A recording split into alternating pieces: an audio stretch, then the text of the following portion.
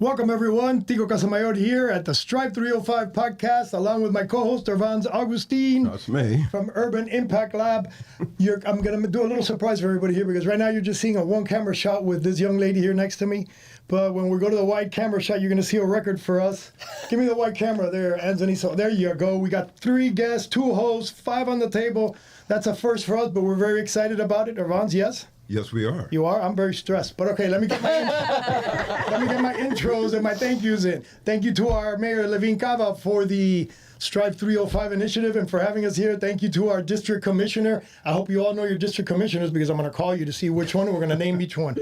Thank you to Community News Studios, to Grant Miller and the guy that does all the work at Community News, Michael Miller. And we have a special we have a sponsor today, a beautiful special sponsor. And she never comes prepared to be on camera, but I'm going to make her come really quick just so everybody can see her. Come, because that way I can get another new record. Come over here. Now we got 4 girls and 2.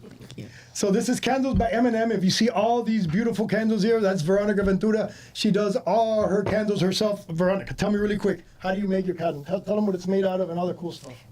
It's organic soy. And our fragrances are chemical-free. All of these are handcrafted, made by my daughter, my son, myself. And we have a little studio in West Kendall where you can come actually and make your own candles. Oh, awesome. And if you find me on Instagram, Candles by M&M, literally the M, N, and the M, because I couldn't do And if you just let me know, book your appointment, and you can have your own party. Oh, I love that. Studio in West Kendall, so it's really nice. Great for the holidays now, even for Halloween, it's great. Yeah. By the way, Halloween, hence the Salem.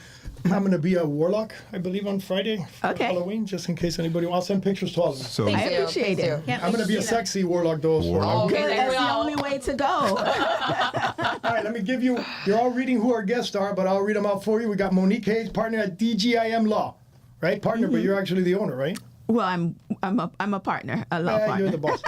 Okay, we have Jennifer Garzon, Director, Community Engagement, Dade County Federal Credit Union. I wrote it down so I would say it right and you won't get mad at me. Thank you. And we have Brittany Morgan, Senior Director of Economic Resilience at the Miami Foundation. Wow, cool. You see? Intellects. This is why I will speak very little during this podcast. You're welcome, everybody. Actually, I have a little bit of a correction today. Oh, crap. We are all Tico. We're all Tico. We are all Tico Casamayor today.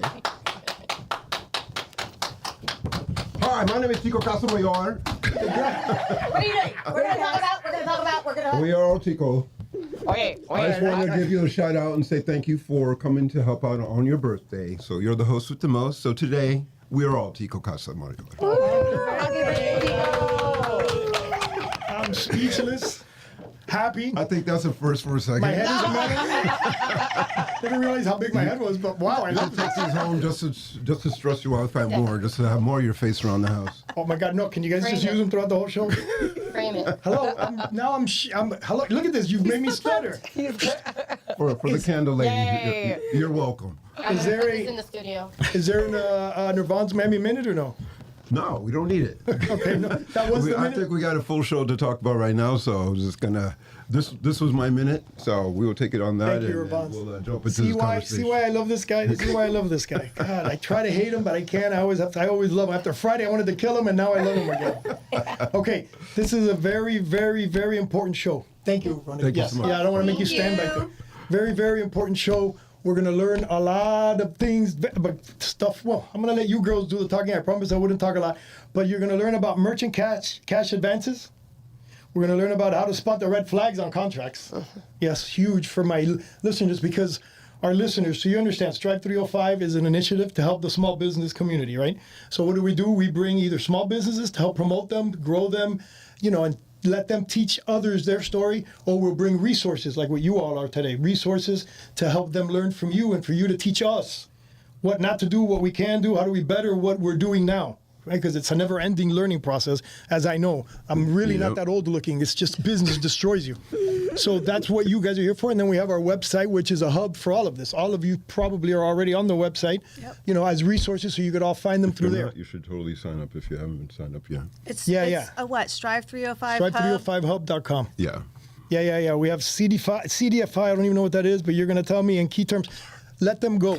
Go. Ravans, go. Do your thing. Get them rocking and rolling because we don't have a lot of time. I want to hear and I need to learn all of this. No, I mean, today we're just here to listen to you, and actually, Tico and I will bring the small business voices. And I guess to kick us off, merchant cash advances. What does that mean? Yeah, I'm really happy to have Jennifer and Monique here because Monique is really one of the people who sounded the alarm to try to get the news out there. You know, while Miami Open for Business was open, we saw this a lot. And so now we're here with the antidote. And so we'll talk a little bit about it, but we also have follow-up resources on the website, like a checklist. And so let's actually talk about that because people don't know what an MCA is, right? It's not going to show up at your door looking like, hey, I'm a merchant cash advance. So what is it going to look like when small business owners are attracted to that type of financing? So what it is a finance resource. A finance resource. A lot of times when people receive the funding, they naturally believe that it's a loan, but it's not a loan. It's a type of financing where the funds come into the organization, into the business, and the repayment terms, rather than getting an interest rate and paying back the loan over time, what you're getting is a commitment. You're actually, through a merchant cash advance, selling your revenue stream for the future in exchange for the funds that you're getting today. So like the flyers I get in the mail saying, these easy money fast, or like I get a dozen text messages a day. I was saying like 70,000. I qualify for $70,000 for something I didn't even apply for. Like those types of things. Is that what you're referring to? One of the markers of this type of financing, not only merchant cash advances, but revenue-based financing, is that it has fast approval processes, and it's very important.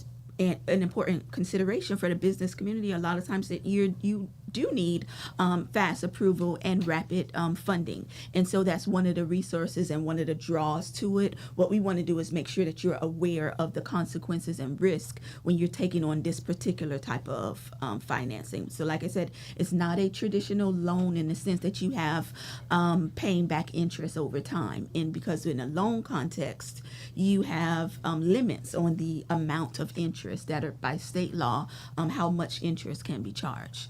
A financing structure where you're actually selling your receivables or financing based on your receivables, there isn't an interest rate. You're giving back a percentage of receivables.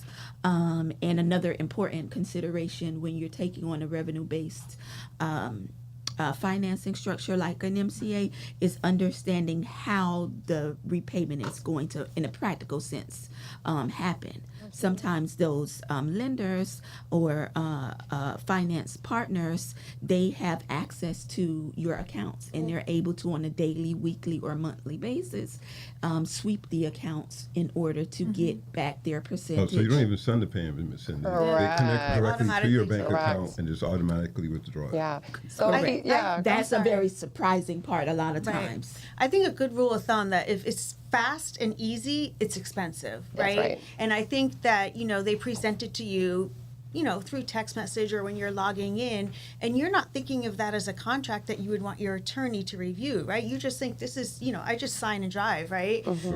So again, fast and easy equals very expensive. I think that's a good rule of thumb to live by. Yeah. Absolutely. Context on the merchant cash advance bit, you're right that there's a lot of quick, easy lenders need cash now. But one of the reasons it's called a merchant cash advance is because it's a merchant processing company that will usually, that's how they have access to auto debit your account. So think, for example, if you're an entrepreneur and you've signed up with ToastTab, you've signed up with Square, you're using Shopify, PayPal, a merchant cash advance means that your merchant transactor on your behalf has permission to auto debit your account in those previously agreed upon installments.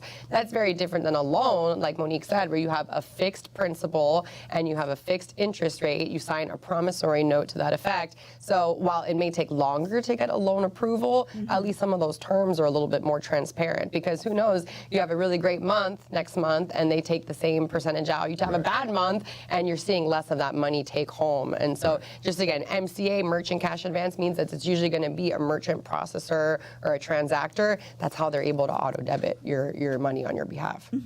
That's exactly it. Yeah.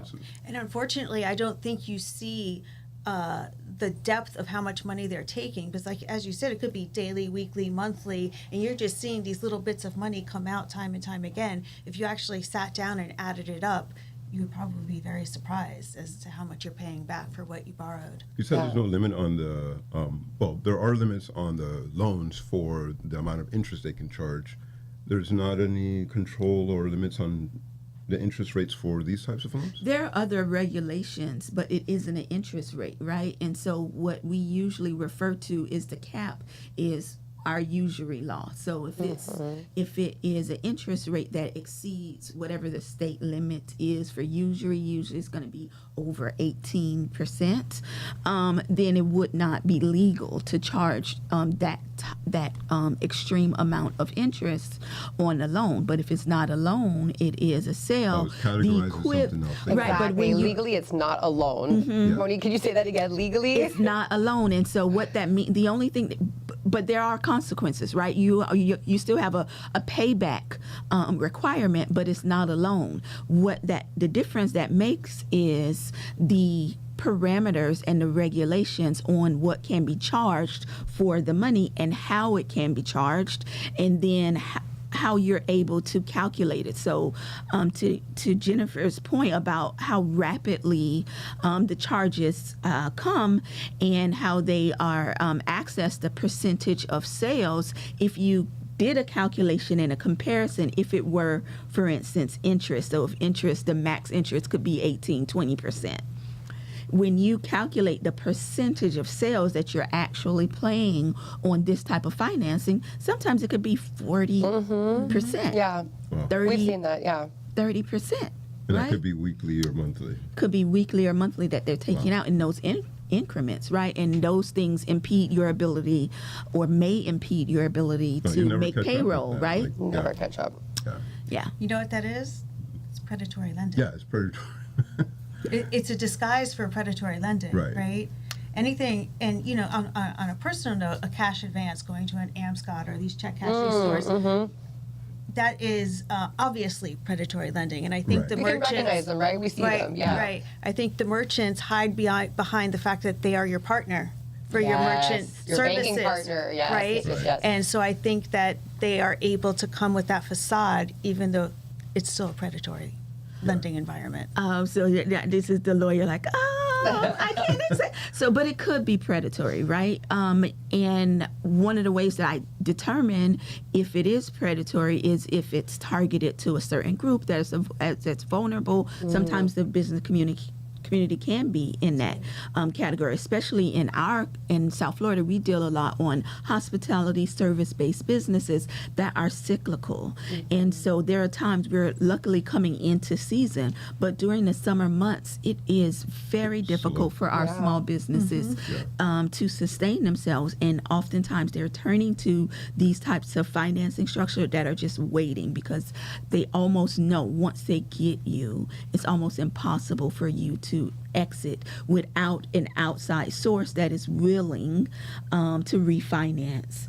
Sometimes it may be the outside source kind of jumping out of the frying pan into the fire with another merchant cash advance or other type of revenue-based financing. Oh, so to deal with when you go get a different type of loan. Unfortunately, it becomes a cycle. But the good thing is that we are in our community, our lending community is very proactive about it and starting to create an awareness and alternatives. And so that's one of the reasons why we for sure wanted Jennifer to be a part of the conversation, because in whatever context, right, there's no free money. There's nothing free under the sun. But it is a matter of transparency and actual affordability that we want to be sure that our businesses can strive. That's right. That's right. I love that. Thank you for that. Very They can smooth, thrive very with smooth. Strive 305. This is where CDFIs come in, right? A What's a CDFI, CDFI? Please and thank you. For Chico says, please. Community Development Financial Institution. It's almost as bad as Dade County Federal Credit Union, right? But Dade County Federal Credit Union is a CDFI. So, and you know, we have the private-public partnership between the county and the credit union where we offer the Rise Loan product, which is, created for small business owners in Miami-Dade County, where you will have a 5-year repayment term with a fixed rate, which is prime minus 1% on the day that you're approved. So you're approved today, your rate will be 6.25%. There's no application fees, there's no early payment penalty fees, but these loans that are structured like this are kind of hard to come by, right? But that's why we're here. You can go to our website, Dade County Federal Credit Union's website, and read up on the program to see if you would qualify to apply. And the even better news is we will refinance those types of loans. So you can pay it off So at people who are upside down on some of these types of, you'll work with organizations potentially if they fit. If they fit, yes, Yeah. if they fit and they qualify. And they're not really upside down because they're all personally guaranteed or guaranteed by the business. There's not really collateral there. But we are happy to look into that to try to get them into a fixed, affordable payment so that their business can continue to strive to thrive, right? We had that conversation the other day. Is like there's so many people who don't know that credit unions are CDFIs and are open to the community. Not all Growing credit up, unions are not all of them. CDFIs, For yeah. many, and that's the thing. Not all of them are, but there are many like Dade County Credit, DC. What you said, that are open to the entire community, but growing up, like my sister is part of a credit union, but she's a teacher and only she could, and so people don't often think of. Yeah, there's you guys still that as a resource. stigma there, right? That I have to be a part of something to bank at a credit union, but credit unions have evolved over time. So in our case, as long as you live, work, worship, or attend school in Miami-Dade or Broward County, You have to do both all counties. the above, or No, just one of. Just one. Or if you're a family member of a urban. So you're good, Tico. You're good. yeah, Tico, you make it. You make the cut. So it's very easy to become a member of a credit union today. That was one of my first questions for Jennifer, is just understanding what is the eligibility requirements for the credit union. On a consumer basis, that's one of the known benefits of being a part of a credit union is better terms, better rate, more accommodations. Now what we're learning is that even for businesses, you get the same type of relationship with your lender with better terms, more understanding of your business and your process, so that if you have ups and downs, or if you come in with a situation with a prior financing, that they are willing to work with you to overcome those. Absolutely. And we can touch on that for a second because it did come up recently in our conversation. A lot of folks establish their conventional business checking account at one of the big four. I'm not going to name them by name. But they just assume that means that they're going to have, a small business banker. But what people don't realize is that those large banking institutions are often accountable to larger account holders. They're going to be charging you a monthly fee to transact with them. So Dade County Federal Credit Union, as well as Self-Help Credit Union, which now has a branch here in South Florida, they have business checking accounts. They have business banking accounts. So I didn't know that. you're not beholden to no bank with Self-Help the WF, the C, the BOAs of the world. The ones that are always in the lawsuits. Exactly. And we do love some of our corporate banking partners, especially on the philanthropic side. But what we said on Friday is if your money is not working for you, if you're being charged a monthly rate, if you're being charged overdraft fees, try to look at what your other options are. And then, Jennifer, is it a requirement to be a DCFCU, a Dade County Federal Credit Union account holder to get the RISE loan? It is, but we'll make you a member when it's time to close for your loan, because your loan will be funded into your credit union account. Obviously, you can withdraw it and use it as you need. But also, if you have a DCFCU business checking account along with the RISE loan, you'll get an additional discount on your interest rate. Woo! Did I hear that right? That's amazing. Yes, you did. That's such an incentive. And then also, we're going to side note on the community banking conversation for a bit. When you have funds that are invested in a credit union like DCFCU, they're reinvested in the community as well. So, for example, those proceeds, are going into auto loans, first-time homebuyer loans, whereas if you're banking with a conventional banking institution, you don't really know what they're doing with their fractional It's reserves. just adding to the bottom line. Exactly, of a Fortune 500 company. So just one time for community banking, all in all. Whether you're getting loans or not, there's a good reason to establish a local account. When we first started the conversation, you guys mentioned that there were red flags. And I was just curious, what were you seeing in the community that brought this to your attention? This is a problem that we... Is the lack of awareness is the major issue. People coming to you just kind of... Right, and not understanding the financing and what they actually signed. When they find out that, no, you're not in a loan, you're in a financing arrangement, and that you have already committed your future sales, your future revenues to this finance company. That is surprising. Another thing that is surprising is the depth of access that they have to your bank accounts and your ability to kind of undo this particular transaction. So that was one of the greatest red flags, is not understanding the loan terms. I said long term. So that's it. This is a real time example of that awareness. The financing terms, because sometimes the financing is not a loan, and you want to know. So that needs to be a direct conversation with the partner that you have. Is this a loan? Is this something else? How much do if I take out X amount, $100,000, $50,000, $10,000, at the end of the term, how much will I have paid you? It's okay to be direct. Do they have to divulge that and say that? Yes, they have, and they have to tell you the truth, right? But a lot of times you're just looking at percentages, or you're saying percentage, and it doesn't sound that. The number doesn't sound that significant, but when you add it up over time, right? So you can ask those questions. One thing that you mentioned before, I wanted to come back to, was about the personal guarantees. With most financing, whether it's a loan or not, in the small business world, even outside of financing, if you're dealing with a lease, that will be something that comes up as a part of the negotiation.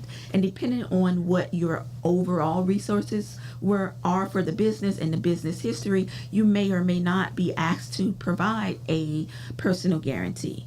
But everything is negotiable. So you don't want to commit to a personal guarantee for a business when you don't believe that you would be able to sustain that individually. So even if you have to do it, which may be necessary, sometimes you do have to commit to the personal guarantee, but you want to look at that guarantee and make sure that it's not blanket and forever. Maybe it is tailored specifically to the type of transaction, right? If it's a lesser loan amount, then you don't need to have a personal guarantee that's going to tie you down to your firstborn, right?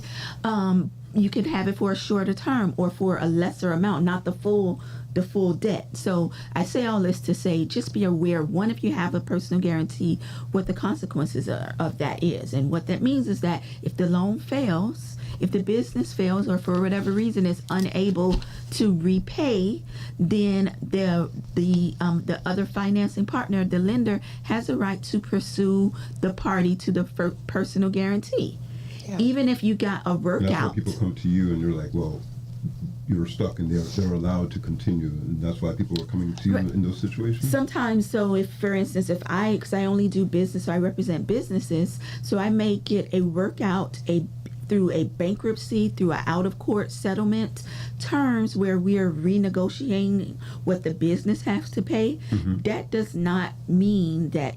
It could mean, but it doesn't necessarily mean that the obligations of whoever made the personal guarantee are also paused or renegotiated. Right. So sometimes they will still continue to pursue the individual. Yeah, and let's speak on that for a second, because there are some loans, for example, all SBA loans, Small Business Administration loans, which don't come from the SBA. They come from a banking or lending intermediary. SBA loans are very attractive because you'll get a lower interest rate. The SBA provides a guarantee to that first lender, but all SBA loans do need to be personally guaranteed. It's just a fact and feature of federally backed financing. So just want to share. But I love what you unpacked for us, Monique, about what constitutes a personal guarantee, and the idea of a lot of business owners, like, you are your business at the end of the day. So if somebody is extending you financing and you fall back on that financing, it does give that lender the right to come after your personal vehicle, your personal parts of your personal residence, especially if you don't, have it properly homesteaded. So, like, there are personal assets that are in your name, not tied to the business, that if you have a personal guarantee, the lender is legally allowed to go after. So we unpack that for the public, like what that means and what's at stake, really. Absolutely. So, unfortunately, we are in Florida, and there are people that come from all over the world. I've never heard that. Fortunately, we're in Florida. business perspective, I know we may have, there are a lot of reasons and times that we want to have a gripe with our, our local traffic, with our regulations, with our state government, but there are some things that we have in our Florida Constitution, as well as just the rights that we have that are our exemptions. The major one is our homestead, but we also have certain types of assets and classes that are 100% fully protected from creditors. And so when you are, as a business person, looking into financing the business, you absolutely want to consult with a lawyer before you do the financing, so that you can have a process where you're safeguarding, having a backstop for your family. Yes. Right? You cannot sacrifice yourself for your family. And there is a lot of assets that you have, like life insurance, your retirement accounts, your homestead, the things that you can have protected while you go out on your entrepreneurial venture. But you want to know where the parameters are before you commit to credit. And you also want to be strategic if you're a family member. You absolutely, you don't want to have, if you have a spouse, you don't want to have both spouses committed to a personal guarantee if you don't have to. There may be times when you have to, but you want to be strategic. And that's where it comes to working with a financial advisor, having an accountant, working with your lawyer, and working with your banking partner, so that you can design a process that'll keep you as protected financially as possible. Awesome. I know we want to learn a little bit more, Jennifer, about how to go for the RISE Loan Fund, like before you sign on the dotted line, but I want to raise awareness about our checklist resource. We're throwing a lot of questions out to entrepreneurs today that they need to think about before they take on financing, or really any contract at the end of the day. So just as a plug, we're going to post an advisory checklist of questions to ask yourself and any future lender before you get into bed with a financial institution. So that'll be a resource on our website. And so let's say that somebody is thinking about considering a loan or a financing arrangement, but they know that the RISE Loan Fund exists. Before they sign on the dotted line, how can they come to you and ask for that type of financing for their business? So they haven't had a predatory loan yet, and then we'll talk about if they do sign, what is their recourse or available to them. So, one of the things that I think gets people into this quandary is speed and processing speed. They're attracted by the idea of getting money tomorrow. And so can you walk us through a little bit the RISE Loan Fund application process? Yes. So to start the application process, there's a quick qualification form on our website, which you fill out. It goes over the same parameters we discussed before. And then once we get that, we pre-qualify you. We'll send you the application along with the first few documents that we need to collect. And it's not overnight. It's not next week. It's at least a 30-day process to close on your RISE loan. Some are a little bit quicker, some are a little bit longer. Small business owners are busy running their businesses, so they don't always get you the documents that you need in a timely fashion, but we're there waiting for you when you guys are ready. So again, 30 business days to close on a loan approximately. And the great thing about the RISE loan is you'll get a dedicated lending specialist that will hold your hand through the process. That's great. If you don't understand how to provide us with a profit and loss, we'll give you a template in Word or Excel, because some people are better in one or the other.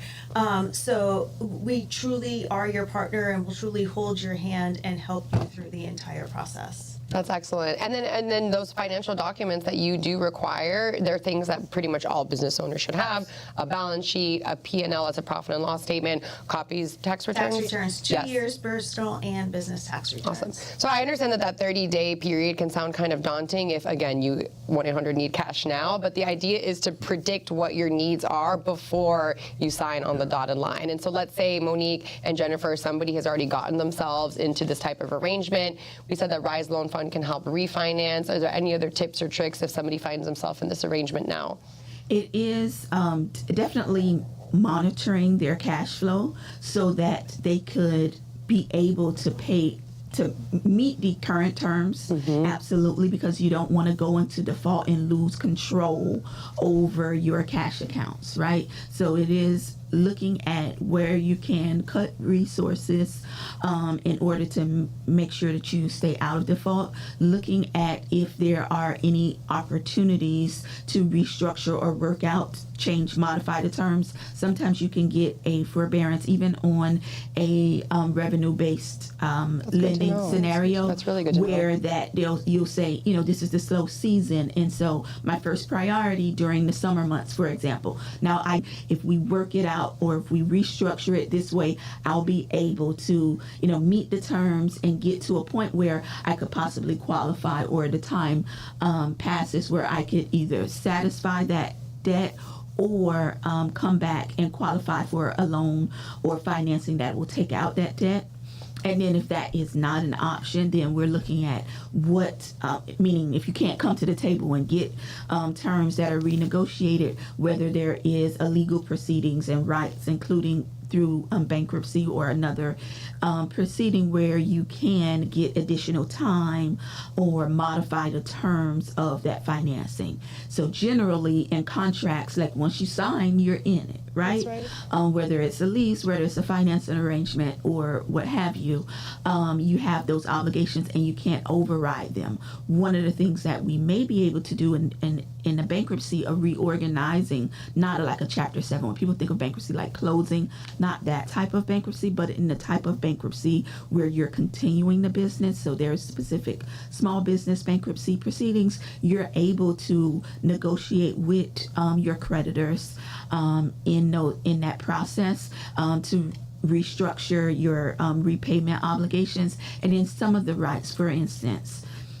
In a revenue-based transaction, you are committing to paying your future revenues in order to satisfy financing that you got a month ago, a year ago, what have you. Once a bankruptcy is filed, all of your creditors have rights, and you can no longer give away your future revenue. So if it hasn't already been, even if it was committed, it no longer belongs to you, so to speak, or your business. It belongs to what we refer to as your bankruptcy estate. And so in that scenario, you do have more access to be able to negotiate your future revenues versus prior or outside of the bankruptcy. Even in that type of commitment, once you have committed those future revenues, there's no way of changing your mind. So that is one recourse. It's not the only recourse, and it's not the only solution, but sometimes when you're at a last resort, or even before you get to a last resort, you want to consider that option if it's better than staying into this financing structure that will never allow you to thrive as a business. Right on, right on. Okay, we went out of time a long time ago, but I'm not going to let my people go before I'm going to summarize everything I heard. In my eyes, because these young ladies here are intellect, smart. To them, this is all second nature. A lot of the things I heard went over my head. So I'll summarize for those that understood it, good for them. For those that didn't, I'll try to help, and then you correct anything I get wrong here. Number one, personal guarantees. Those are a must in some cases. When you open up a company and it's a brand new company, it's almost like you have no choice. But there are ways to manipulate that personal guarantee. It doesn't have to be, like you said, your firstborn. You can negotiate different ways of getting I didn't know that. Make sure your primary home is homesteaded. That's another hot topic I had. Yeah, the homestead. Now the homestead, I also heard there's different ways. Because I signed the lease once. I'm not going to say who did this to me because they're friends of mine now. But I signed the lease once to open up a restaurant. And when I went to sign it, I told them, no, I'm not waiving my homestead. No. And they go, if you don't want to, it's okay. We have somebody else. And I had to waive my homestead. Yeah. And I lived for the 3 years that I owned the restaurant. Thank God it did great and I got bought out. But I was living in fear the whole time with my bankruptcy year because they could have taken my house. Yeah. So homestead is critical. You got to fight it as much as you can. That's one of the greatest protections. I was talking about how great it is to live in Florida. Like I said, there are plenty of gripes, but that's not one of them. We have 100% homestead protection here. Unless you waive it, like I did. Right, unless you waive. So you change your home address to be in a different political boundary, and then you're paying yourself. Well, let me. Do it quick because I'm out of time. We're legally out of time. You're the attorney. You're going to get me in trouble with Grant Miller. We're going to stick on time. Just make sure that you protect your homestead. exemptions. We're going to put the details in the resources. So go on the website We're gonna get the for the website at the end details. so that But everybody can hear. people come from all over to be able to get what we have here. So you have your homestead protection. Okay, loan versus finance. This is something, when you said it, took me a while before I captured what you were saying. Right. So you can think you're signing a loan, but you're really not. You're doing like a financing, and that's where they can take advantage of you. Exactly. So if you find yourself in that situation, look it up, because I didn't know. But look it up and then call you.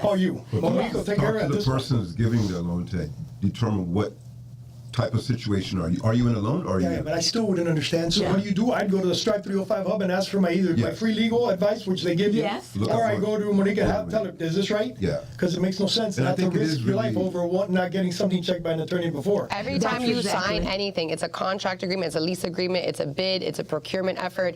Anytime you're opening up something that requires you to sign on the dotted line, you should have an attorney review it, whether My it's God, I Monique just signed or something yesterday. Yeah. Legal But we have Services a of Greater checklist. Miami. So on the website, the same thing on our resources, we have a checklist. And one of the, we will go through the basics just so you can understand what it is that will tell you what questions to ask. Yeah. So definitely check out that checklist. And then finally, it will tell you the types of advisors that you want, a lawyer, accountant, financial advisor. So the first place is the checklist. The checklist. Okay, and then like I said, lawyer, CPA, we have free resources on Stripe 305, but if not, you're looking at them right here. Yeah. They can help you. Corporation.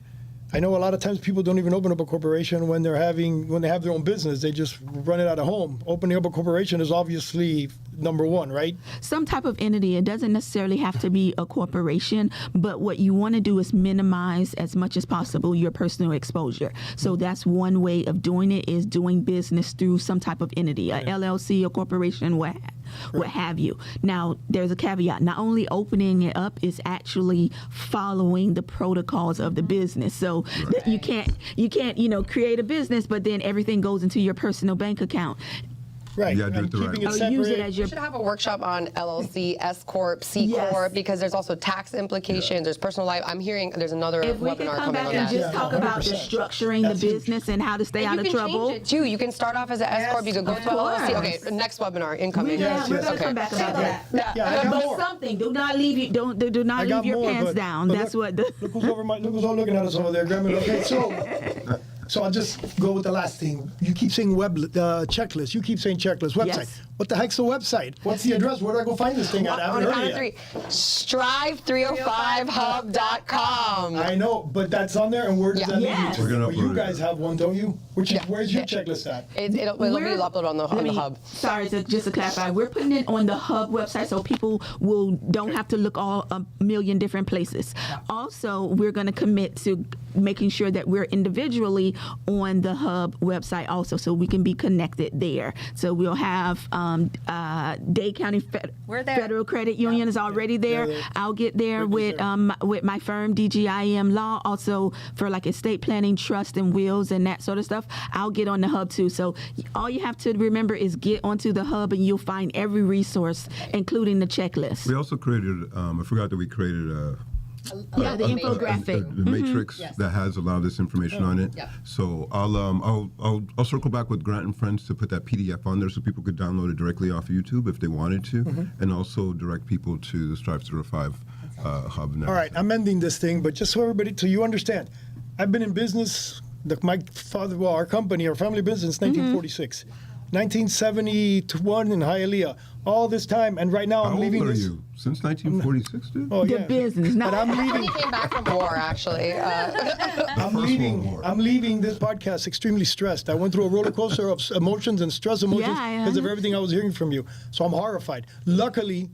Luckily, I come from old school, which my father believes in: do not borrow unless you can pay it back. He pay for it cash, never borrow, which bankers hate. But and then my taxes. Everybody tells me, no, don't use your money, blah blah. But I come Safe, from. But I'm yeah. lucky. But 99% of the people don't. Don't, And the advice that you get from everybody is no, keep your money in the bank and finance everything. Obviously, bankers, everybody want that. So I understand that 99% of the people out there are stressing out right now because of everything we heard here, and who knows what we got. I don't know how many friends I have that have everything that you mentioned, Auto debiting, all that stuff that they're doing, and they did, and they're that's how they function. That's how they have their cash. Yeah. It's strategy, right? So cash flow is incredibly important to any business owner. So it's strategy. You shouldn't be all in one category or another, right? So you shouldn't be an all cash operation. You also shouldn't be an all finance. You want to be able to look at it, reassess what actually is working. Because sometimes you can save more, make more if you have money in the market that you're investing, and you can use the finance. You can get your wonderful financing from Dade County Federal Credit Union on terms, right? So you're getting what you're paying in financing is much less than what you're making in the market. Yeah, you can do that, but you don't want to over leverage yourself. So And also, let's lawyers just can be strategic. your friend. I think a lot of times, even I know we just get a growing up, bad rap sometimes, but we don't. The other takeaway from this conversation, I think, is that strategic debt can also be your friend, right? Yes. I mean, how many of us fully bought our home outright? How many of us fully bought our car outright? No, we had to finance it a little bit. But you're right, some people are so insistent on self-funding, but that means that they're never going to take the next step to scale. If you don't have enough self-funding cash flow to scale, every single one of your favorite companies that you ever know has taken on a debt arrangement in order to become these big brands. And so just don't think about it with something with fear. You want to take it on strategically. You want to ask the right questions, and then make sure that you're consulting your professional advisors That's before you usually the sign best on. time That's to borrow exactly money. it. When you don't need it is usually the best time. 100%. Exactly right. When That's you wait exactly till right. you need it is when you It's get too late. yourself in the And then situation you're that we've been desperate, chatting and about. then you end up replying to a text. All right, thank This you was very great. much. Thank you, Monique. Thank you, Jennifer. Thank you, you. Irvance and Thank you for having Tico. us. Expecting an application from me. You're going to review it, and then you're going to review it again just in case. yes, I love it. Thank you, everybody. Thank you to our wonderful guests. This is for, I don't know when you're going to be listening to this, because I'm listening to it afterwards, but this is Halloween week, and here we go, scary mask time. I know I'm horrified thanks to these girls. Thank you very much for all the information. Thank you, Tico. Thank you. Thank you. My name is Tico. I drink Cuban coffee, make decisions badly quickly. This is all true and inappropriate.